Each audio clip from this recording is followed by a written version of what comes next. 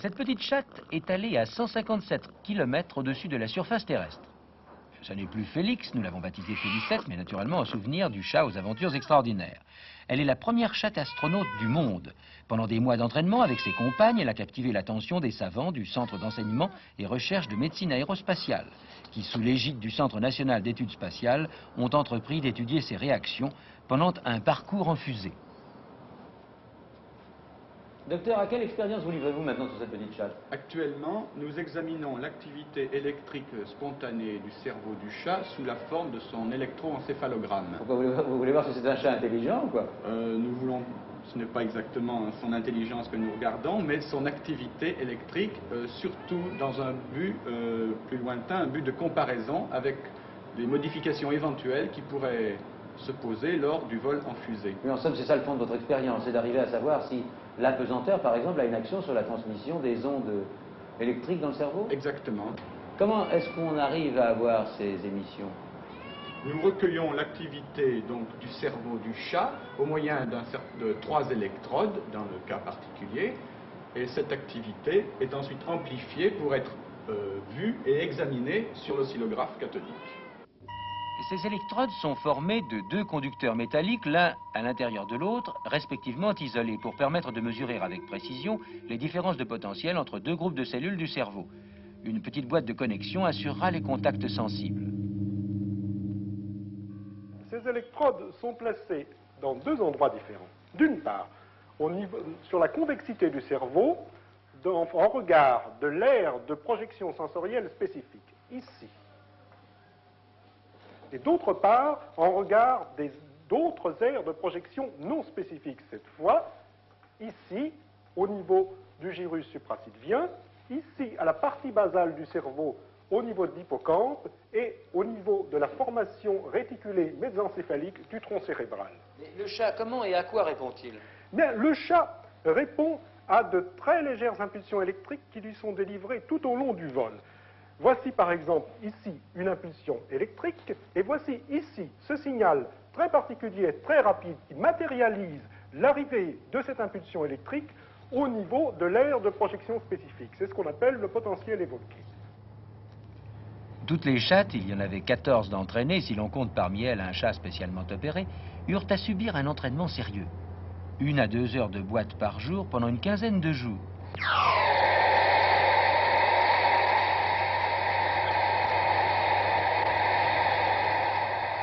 Dans une cabine spéciale, on habitue l'animal à connaître les bruits dont il sera entouré dans la fusée.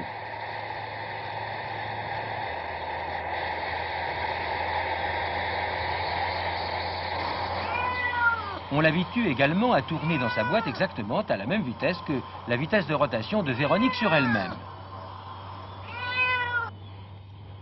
Mais la boîte, simple modèle d'entraînement, sera changée. On apprendra maintenant à prendre place dans le berceau, le vrai, celui du vaisseau spatial. L'entraînement est exactement le même que celui d'un astronaute humain. On place également Félicette dans une centrifugeuse, mais il ne s'agit que d'un exercice de contrôle destiné à vérifier la capacité d'équilibre du chat déjà très favorisé de ce côté-là. 5 à 6 séances de 5 minutes, au cours desquelles l'accélération de la pesanteur ne dépasse pas 5 unités. On y vérifie également le bon comportement des électrodes. L'avant-veille du tir, 6 des 14 chattes ont été finalement sélectionnées pour leur calme. Mais jusqu'à la veille du tir prévu à Amaguir, on vérifiera encore l'état de chaque animal pour être assuré de choisir celui qui est dans la meilleure forme. Et voici la veille du jour J. C'est à la fusée Véronique que vont tous les soins. Il s'agit d'un véhicule emportant à une distance de 180 à 200 km une charge utile de 60 kg. La vitesse de Véronique varie entre Mach 5 et 6, soit 5 à 6 fois la vitesse du son. Elle mesure 7,30 m de long. Il faut la placer sous un portique où elle restera dressée pour y recevoir sa précieuse pointe. Cette pointe qui contient les 2,5 kg de Félicette et les 57 kg d'instruments de mesure et de radio, répondeur radar, balise goniométrique pour son repérage en l'air et balise de repérage au sol. Ces documents nous ont été aimablement communiqués par le CERMA. Ils sont exclusifs.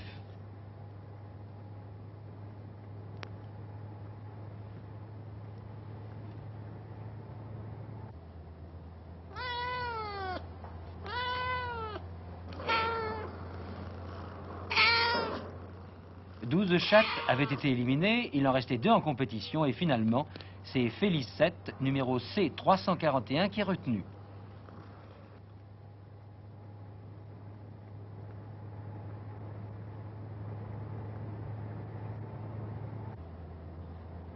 « 30 minutes avant le tir, on procède encore à l'étude du comportement électrique du cerveau de la chatte. Tout est en ordre.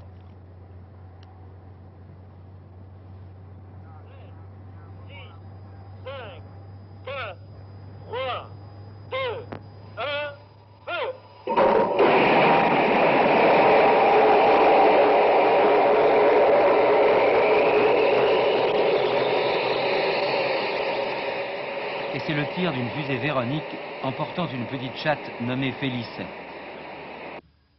2 minutes, 100 km. L'expérience en l'air confirme celle du sol. L'animal est parfaitement calme. On envoie, comme au laboratoire, une impulsion par radio et le cerveau réagit normalement. Que les âmes sensibles ne s'émeuvent pas. Félicette est si bien entraînée que son équilibre électrique, sa respiration, son pouls, rendu visible sur l'oscillographe, ne varie pas. On l'a bien choisi, Félicette, car la moindre réaction de terreur, de crainte, l'eût fait éliminer. Les signaux reçus auraient été illisibles. La pointe signale d'elle-même son point d'atterrissage.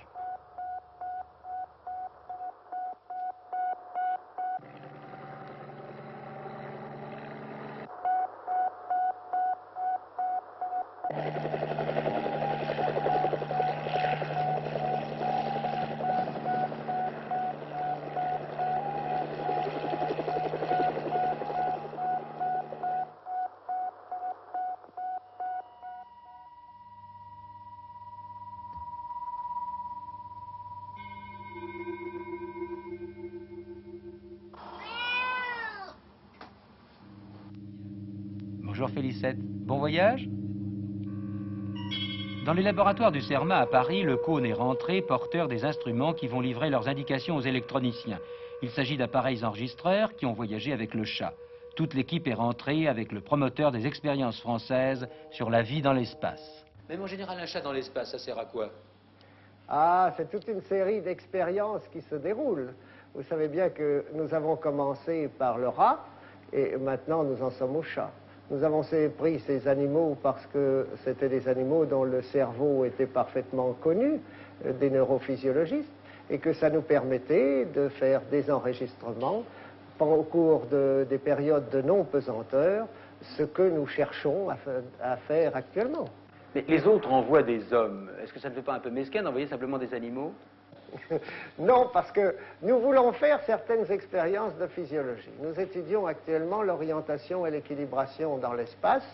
Nous voulons les étudier sur des animaux successivement de plus en plus importants, mais des animaux dont nous connaissons parfaitement le cerveau et les réactions cérébrales. Mais en général, vous explorez quand même un terrain original. C'est en France que pour la première fois nous avons transmis des courants d'action cérébraux. Ce sont des courants d'action qui sont extrêmement de faible intensité et par conséquent il faut des amplifications parfaites. Et jusqu'à présent on ne l'avait jamais fait. C'est pourquoi nos expériences ont été originales à ce point de vue. Et Félicette là-dedans, qu'est-ce qu'elle devient? Ah, Félicette, elle va bien, elle se porte parfaitement, elle mange bien, je crois qu'elle va très bien. Et voici une récompense bien gagnée. On n'a même pas l'air de se précipiter. On est vraiment une chatte bien élevée. Quant aux autres petits camarades, regardez-les bien. Un futur astronaute se trouve peut-être parmi eux.